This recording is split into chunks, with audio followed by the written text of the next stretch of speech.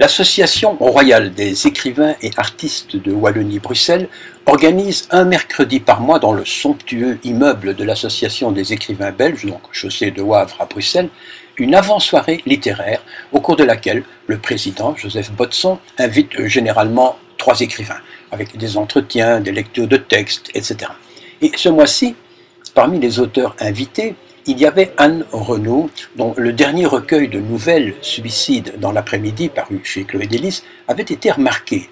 On notera entre autres les commentaires lecture de Edmé de Xavé, qui trouve que les ambiances du livre sont décrites avec la touche d'un Gustave Flaubert, ou encore cette analyse de Karine Lourdes-Esguin qui parle de personnages surprenants, je dirais même qui se surprennent eux-mêmes. Une interview de Sylvana Minkela. Bonjour Anne. Bonjour Sylvana. Donc Anne, toi tu es française, oui. Tu nous arrives de France, exactement, belle Bruxelles. Par le Calice. De quelle région? Je viens de la région de Tours, c'est-à-dire les châteaux de la Loire, la vallée de la Loire, qui est une très belle région, oui.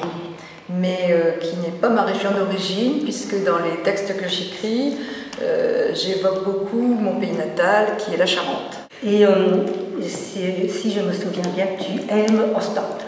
Alors, je connais Ostende depuis peut-être une vingtaine d'années, et la première fois, je me souviens que la première fois j'y suis allée, je crois que sur la Grande Place, il y avait encore des voitures, ce n'était pas encore interdit aux voitures, donc ça remonte à un certain temps.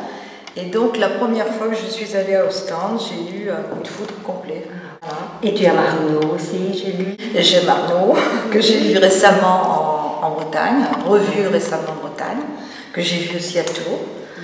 Alors, je comprends partiellement ce qu'il chante, puisque je comprends quand il chante en français, il chante en flamand, il chante en anglais, voilà. J'aime beaucoup le personnage. Ma mère, elle a quelque chose dangereux, quelque chose d'une allumeuse, quelque chose d'une emmerdeuse. Elle a les yeux qui tuent, mais j'aime ses mains sur mon corps.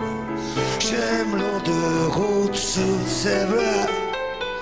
Oui, je suis comme ça. Dans les yeux de ma mère, il y a toujours lumière. Oh, dans les yeux de ma mère, il y a toujours lumière. L'amour, je trouve ça toujours dans les yeux de ma mère. Oh, dans les yeux de ma mère, il y a toujours une lumière. Ça ne m'étonne pas parce que d'après ce que j'ai pu un petit peu saisir de toi, tu es aussi une passionnée et même plus que passionnée. Un peu torturée aussi comme Arnaud, non? Je me trompe? Torturée dans ma vie, dans ma personne, dans ma façon de vivre, pas beaucoup, mais c'est vrai que mes histoires sont des histoires très torturées, où il y a beaucoup de questions de suicide ou de meurtre. Mais ça vient du fait que j'écris des nouvelles qui sont donc des histoires courtes, avec une intrigue qui est simple et un personnage principalement, quelques-uns autour, mais surtout un personnage, et que ces personnages sont présentés à un moment crucial de leur vie, à vraiment un moment de crise, et donc de crise tellement forte, tellement violente que très souvent il n'y a pas d'autre solution que soit de se suicider, soit de supprimer l'autre élément du conflit qui est une personne. Il y a toujours un mort. Il y a toujours quelque chose qui meurt. Et aussi un petit peu de révolte, j'ai senti chez toi. Aussi, bien sûr. Il révolte contre cette condition humaine qui condamne, contre le destin. Et révolte aussi parce que j'ai vu une petite pancarte que tu avais mise lors d'un salon du livre. Lisez des nouvelles. nouvelles. Alors, ça, c'est une révolte contre le sort qui est fait par les éditeurs. Je parle évidemment pas de Chloé Delis, que je remercie au passage, qui m'a donné vraiment ma chance. Mais c'est très difficile de faire éditer des nouvelles quand on est inconnu et quand on n'a pas publié avant de romans ou quelque chose. Quand j'ai lu le titre « Suicide au singulier dans l'après-midi », d'abord j'ai pensé que c'était un roman et que le personnage central allait se suicider à la fin du livre.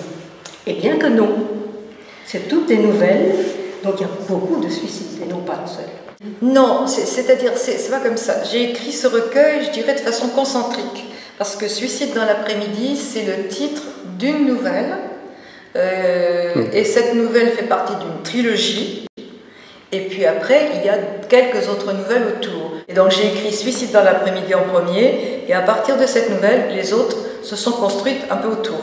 J'ai lu dans un des nombreux commentaires qui ont été faits à propos de ton bouquin que, bon, c'est vrai qu'on parlait tout le temps de la mort, mais qu'en fait, tes livres ne sont pas noirs, tes nouvelles ne sont pas noires. Est-ce que tu peux expliquer ça ? Justement, à propos de... Je reparlerai de cet amour intense de la vie que j'ai, amour de la nature, plus que des gens d'ailleurs, plus du yoga. Amour du monde, du ciel, de la mer du Nord, de la Charente. Mais oui, j'ai vraiment un très grand amour du monde. J'aime beaucoup vivre. Du monde, moins des humains. Les humains sont plus problématiques. Oui.